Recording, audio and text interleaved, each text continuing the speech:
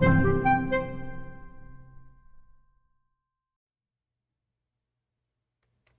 Frost.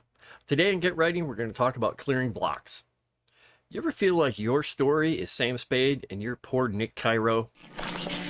When you're slapped, you'll take it and like it. Me too. Due to popular demand on the poll that I had on my channel, today, blocks.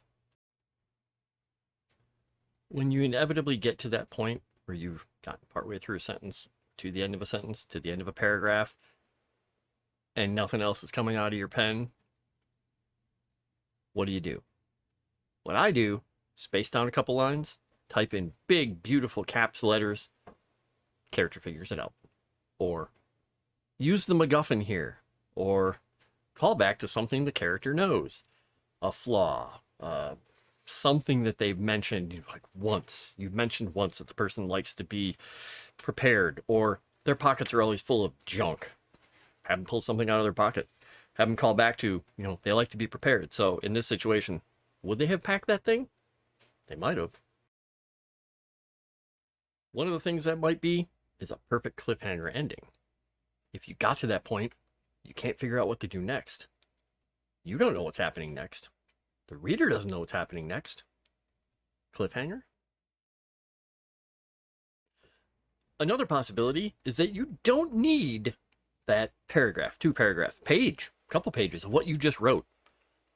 Do what I do occasionally. Sometimes I take that stuff out, cut it, throw it farther at the end of the document, throw a couple pages between it, a blank space, pretend it wasn't there. Try writing something else. Or if you want to leave it where it is, strike it all out. Just strike it all out, go on as if it never happened. Whichever way works for you. Move on, move past it, cut something out.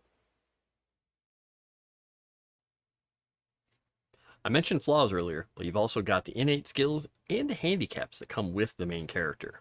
If they're in the middle of something and their significant other, their brother, their sister, person that they care for, was in a car accident, hospital called, or they call, we need butter. Whatever it is, it could be something that completely derails them from what they were just doing.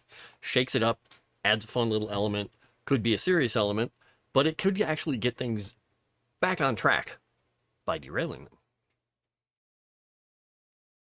And the last thing I'm going to throw in here, and a thing I've done a few times, and I do it a lot when I'm dungeon mastering, is I throw in something completely unexpected and obtuse that even I couldn't figure out a real use for before.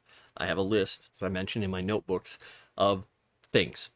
Things that could happen, things that are off the wall, things that are weird, things that are kind of fun. I will throw those in. If I'm really at a stuck spot, I will just throw one of those in, and half the time it's just too weird and it doesn't work out. But it gets me to a reasonable place. If you're stuck, don't be like Flick. Pour some hot water on your tongue, get it off that flagpole the smart way. Beck?